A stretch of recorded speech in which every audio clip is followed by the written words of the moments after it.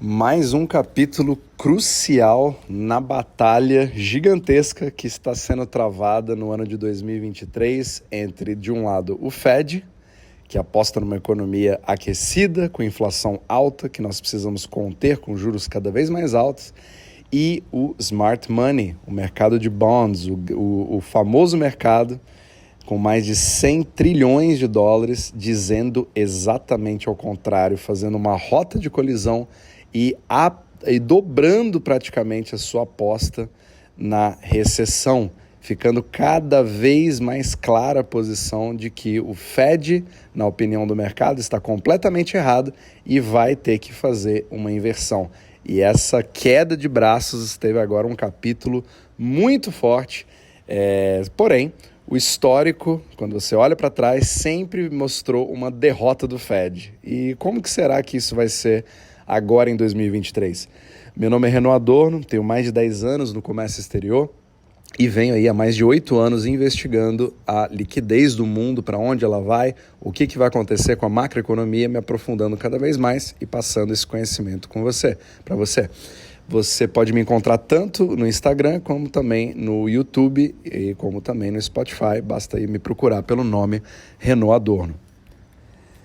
Então vamos lá, nós tivemos agora mais um capítulo dessa batalha fascinante, né, que eu venho falando aí sobre a nossa inversão de curvas de bond. Então ao mesmo tempo vai ser para dar uma atualizada sobre o que aconteceu, mas ao mesmo tempo para ir explicando, né, e fazendo aí, criando a repetição. A repetição ela vai criando o aprendizado ao longo do tempo para você se familiarizar cada vez mais com o assunto de curva de bonds, porque ele é realmente um dos melhores indicadores, se não o melhor indicador, para ter o mais próximo do que se chama uma bola de cristal na macroeconomia.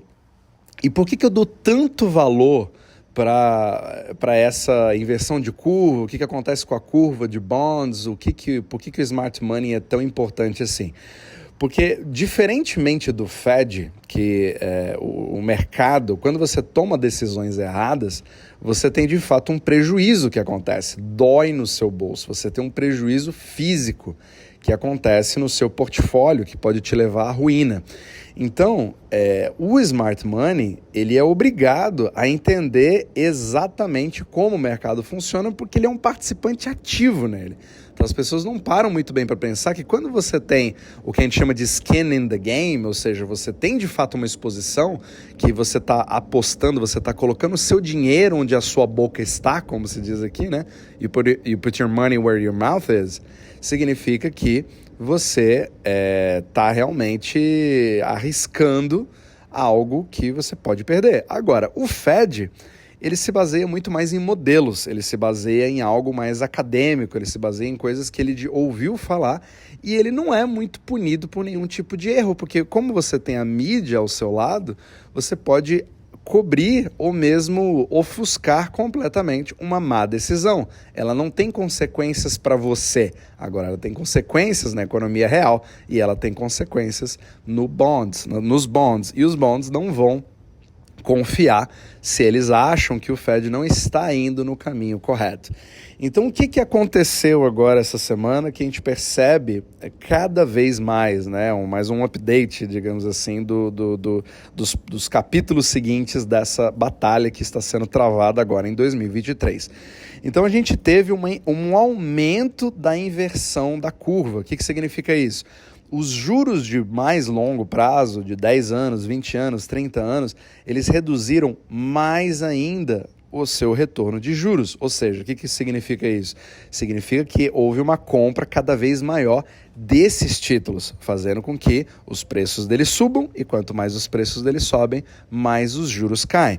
Mas esses juros estão ficando tão baixos que eles estão tendo uma diferença cada vez maior entre eles e os juros de curto prazo, só que totalmente invertido, porque numa curva saudável, né, vou sempre repetir isso, o que você quer de uma curva saudável de bonds? Você quer que quanto mais tenha um longo prazo, mais juro ele pague, porque significa que você tem mais risco ao deter aquele título por mais tempo. Então, um juro do que você vai pagar em 3 meses, 6 meses, tem que ser bem menor do que o juro que você vai pagar em 5 anos, 10 anos, 20 anos ou até 30 anos. E isso vai fazendo, você vai imaginando aquela curva crescente, aquela parábola, né? Aquela coisa mais exponencial ao longo do tempo. Isso mostra uma curva saudável de uma economia que realmente vai remunerar mais para aqueles que queiram deter um título por mais longo prazo. Porém, desde o ano passado, desde praticamente junho do ano passado, que eu falei até nas questões do capítulo que eu falei sobre o CPI, você percebe uma alteração completa. Ela começou a ficar, a curva, ao invés de ir para cima, ela começou a ficar reta e logo depois ela começou a se inverter. Ou seja, os juros de mais curto prazo ficaram maiores do que os juros de longo prazo, o que não faz o menor sentido, a não ser que você entenda para que serve isso, o que o mercado está fazendo para que tenha como consequência essa inversão de curva.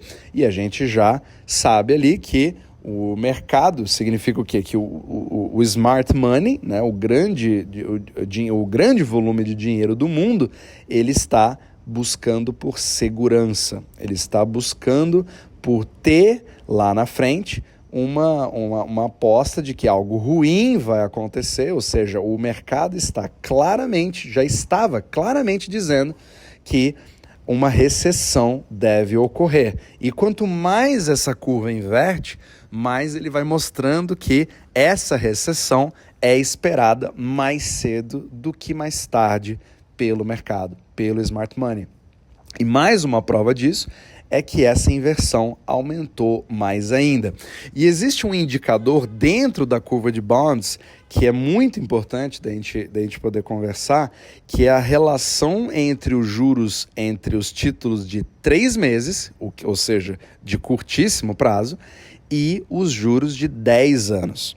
E aí você consegue sempre fazer uma relação, né, entre juros de 2 anos e 10, 2 anos e 20, 2 anos e 5, 6 meses e 10, tem várias correlações que você pode fazer, mas o mercado ele dá uma atenção muito interessante e criou-se um indicador entre os juros de 3 meses e os juros de 10 anos. Então você percebe ali, você compara sempre os dois, porque um deles é claramente de curtíssimo prazo e o outro de 10 anos é claramente de longo prazo.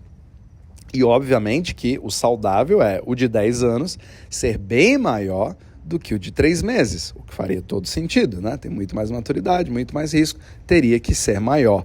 Porém, nesse exato momento, nós temos ali praticamente uma aberração. Vou até pegar aqui o meu celular para ver os últimos números.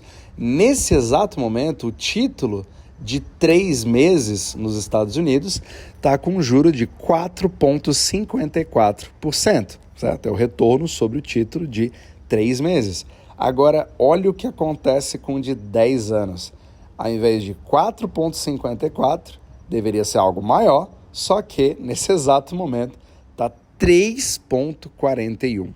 Ou seja, nós temos mais de 1% de diferença, ou seja, mais de 1% de inversão de curva de bonds entre o de 3 meses e o de 10 anos, o que é uma completa aberração. E esse delta, essa diferença, estava menor dias atrás. E ela acabou se tornando maior, passando ali de 1%, 1,1%, 1,15%, quase 1,2%. Porque ele vai variando, né? Então, só de você ter algo acima de 1% já é uma aberração completa e um grande sinal de que o mercado de bonds está extremamente preocupado. Então, quais são os principais motivos que o mercado de bonds compra? Como eu já disse, você está buscando por segurança, significa que você está vendo algo lá na frente que é uma recessão. Você está vendo, o mercado está gritando de que o Fed está completamente errado em subir os juros, porque não temos uma inflação. Nós, o Smart Money, já detectamos que não havia uma inflação monetária como o Fed acha que existe. Nós, do Smart Money, nós sabemos que houve um supply shock. A questão foi o petróleo, tanto que quando o preço do petróleo subiu, a gente já viu que daria um sério problema de abastecimento e de subida de preços de consumidor, que não é inflação. O Smart Money já havia precificado isso, inclusive antes de junho. Eu falei isso no capítulo do último CPI que saiu, certo? Então, eles já anteviram e estão olhando com olhos extremamente desconfiados para o Fed, falando, gente, o Fed está indo na contramão, só que o Jerome Powell, que continua hawkish, está acelerando o carro na contramão. Ele acha que ir na contramão cada vez mais rápido é o que vai resolver o problema. E nós estamos no meio de uma rota de colisão. O mercado agora está vendo sinais cada vez mais claros quando você olha a produção da indústria que está diminuindo, quando você olha uma atividade de varejo que está cada vez mais comprometida, que mesmo que o Natal do ano passado tenha tido um crescimento de vendas no varejo, digamos assim, acho que foi mais ou menos 5 ou 6% a mais do que no ano passado. Você veria isso como algo positivo, porém as pessoas levaram praticamente a mesma quantidade de produto, somente 0,3% a mais de produto, pagando 6% a mais. Ou seja, isso não é um crescimento, isso é simplesmente baseado no aumento do preço do consumidor, que é confundido com, de fato, um aquecimento da economia. Então você tem uma sucessão de coisas, né? Como eu falei, o mercado do emprego, que na verdade parece que nós temos ali um pleno emprego maravilhoso, mas que esconde o problema da participação. Você também tem uma queda de mais de 11% em relação às importações chinesas para os Estados Unidos. E a China, apesar de toda a mudança do capítulo que eu falei sobre a China, ela continua sendo o centro hoje da globalização, mas isso deve mudar ao longo do tempo. Então, o Smart Money está prevendo que temos todas as condições para uma tempestade perfeita, onde nós teremos uma grande desaceleração dos preços do consumidor que já estão sendo refletidos no CPI, mesmo sendo um indicador com efeito retardado, que a gente chama de lagging indicator, como eu já falei em capítulos anteriores, e ele vê que outras coisas estão acontecendo muito mais rápido e que essa mudança vai ser muito drástica nos próximos índices de CPI e que vai obrigar o Fed a simplesmente olhar e falar, olhem o que eu criei, olha o problema que eu criei aqui, eu vou ter simplesmente um gravíssimo problema para resolver e vou ter que mudar completamente o meu curso e passar a me tornar dovish, começar a baixar os juros até de forma emergencial, porque o mercado está enxergando que nós temos uma força desinflacionária, digamos assim, né? Não somente desinflacionária, mas como possivelmente deflacionária. Então vai ter que ter essa guinada de todo jeito, e o mercado não somente tem certeza disso, mas acabou de dobrar a aposta nesse último capítulo. Então ele realmente está vendo uma rota de colisão na economia americana, não somente na americana, como na internacional, porque você percebe que muitas das compras que estão acontecendo dos títulos americanos estão sendo de entidades fora dos Estados Unidos, além de dentro dos Estados Unidos. Você está tendo uma demanda mundial, porque os países que estão fora dos Estados Unidos, como eu já falei em capítulos anteriores, têm o risco também cambial. Então, quando você percebe que às vezes você é um banco japonês e você tem uma recessão, você não quer nem estar no iene e nem estar numa recessão. Então, a melhor coisa a se fazer, o melhor bote salva-vidas que você pode ter é de você deter um instrumento líquido numa moeda forte como o dólar. E a melhor coisa que você pode fazer é comprar Treasury Bills. Seja ele de 10 anos, 20 anos, 30 anos, 2 meses, você vai comprando e isso tudo vai criando uma pressão de compra, e quanto mais pressão de compra tem nos títulos, mais o juro cai. Então essa é uma dinâmica completamente fascinante que vai fazendo com que a gente entenda a dinâmica de toda essa grande batalha que está ocorrendo e muitas pessoas, até pessoalmente, a gente fica na dúvida, você pode até fazer um bolão, será que a gente vai ver uma recessão na economia americana, algo reconhecível nas ruas, onde todos vão falar sobre esse assunto, onde vai criar até um desemprego maior, onde mesmo com índices que não são totalmente confiáveis, você tenha uma mudança drástica que aconteça com isso em 2023, ou será que a gente só vai ver uma crise de recessão em 2024? E aí que eu quero te falar, ou às vezes a gente não vai ter nenhuma, né? Então é muito interessante a gente olhar sempre com uma visão macro e olhar para o passado. E se você avaliar o histórico das últimas 6 recessões que nós tivemos, seja ela da crise de 2008, né, que eu já falei, ou sobre a explosão das empresas .com, né, a bolha das .com em 2001, crise de 1980, ou a grande inflação do início dos anos 70, ou ali o que aconteceu em 1969 e também em 1965, foram as 6 últimas recessões, ou no mínimo, com exceção de 1965 ali, que não chegou a ter uma recessão em si, mas você tinha um PIB de 10%, de crescimento de 10%, que caiu para quase zero. Então, tecnicamente, não é uma recessão, só que você tem uma destruição de 10% na produção do PIB. Convenhamos, você realmente tem uma destruição, e é simplesmente uma mera definição de macroeconomia, mas que é sentida como recessão em absolutamente todo mundo.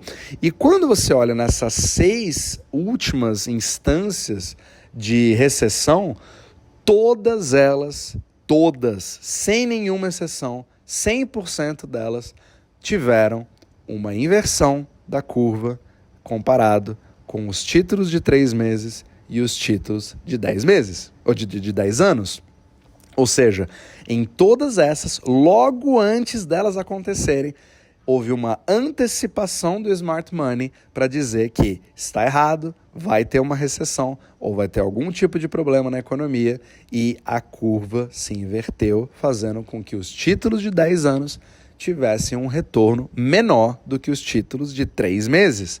Ou seja, você até consegue ver um pouco da gravidade da recessão baseado nesse delta, nessa diferença entre na real inversão entre o 3 meses e o 10 anos.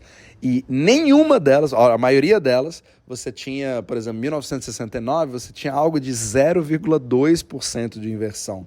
Em 1973, que você teve ali o problema da grande inflação monetária, etc., a crise do petróleo, várias outras coisas, você teve 1,2% de inversão. E aqui nós estamos chegando exatamente nesse nível de 1,2% de inversão, e até mais. Você está vendo tendências eu quero acompanhar nas próximas semanas o que vai acontecer com a curva de bonds. Eu estou bastante curioso para saber as cenas dos próximos capítulos, e você vai poder acompanhar isso, obviamente, aqui no podcast, de a gente ver se, por acaso, não teremos um recorde, porque existe algo que depende também do próprio Fed, por incrível que pareça, porque nas outras instâncias o Fed tinha juros muito maiores que ele colocava no overnight, que é aquela taxa básica de juros que aparece na mídia, do que hoje. Hoje está relativamente baixo, apesar dele subir na maior velocidade da história praticamente, ainda não chega nos 9%, por exemplo, na gestão do Paul Volcker nos anos 70, que teria sido o cara que controlou a grande inflação, etc., que não teve nada a ver com isso. Já falei do mito do Paul Volcker, mas tinha juros muito mais altos. Agora imagina se dá a louca no Jerome Powell e ele resolve falar que ele agora, a partir de agora, ele vai se tornar o novo Paul Volcker. A gente não subiu porque no passado o Fed já teve muito mais acima do que nós estamos agora, e eu agora vou subir para 8%, vou subir para 9%. Aí você teria uma bomba atômica de destruição de demanda no varejo, que já está sendo punida com todos os indicadores, todos os tipos de indicadores possíveis que já mostram que a economia já não está indo bem, e já mostra que a economia não está com pleno emprego, já mostra que a economia está retraindo. e aí você teria uma catástrofe completa, porque você criaria uma inversão de o quê? 6%? Baseado no Fed, no overnight do Fed em relação a títulos de 10 anos, de 5 anos ou até de 3 meses. Imagina o overnight do Fed ter um delta, uma inversão de praticamente 6% em relação ao título de 3 meses. O cara vai para 9% no overnight e o título de 3 meses se mantém a 3%. Imagina um negócio desse, uma inversão de 6%. Seria uma coisa completa, uma aberração nunca antes vista na história da economia americana. E tudo isso é possível. Não estou dizendo que vai acontecer, mas são cenários que podem acontecer, principalmente se tiver uma briga de ego completa entre o Fed e a curva de bonds. Então, esse capítulo é muito interessante a gente ficar de olho nessa inversão da curva, como isso vai progredindo. É claro que ele vai subindo, vai caindo, tudo varia, né? Cada dia é um dia, mas ao longo das semanas você vai analisando de forma macro. Mas uma coisa é certa, o que a gente pode aprender desse capítulo é que nessa nova atualização do que está acontecendo agora, você está vendo realmente uma aposta. Se fosse um jogo de pôquer entre o Fed e o mercado de bonds, né, o smart money, você estaria vendo um mercado simplesmente falando all-in. Né? Então ele praticamente dobrou a aposta e deu all-in para dizer que nós estamos rumo a uma recessão. Então é muito importante a gente poder ver a cena dos próximos capítulos, acompanhar como isso vai acontecendo, para que você tome a decisão e fique de olho aí no seu radar para você cuidar dos seus investimentos.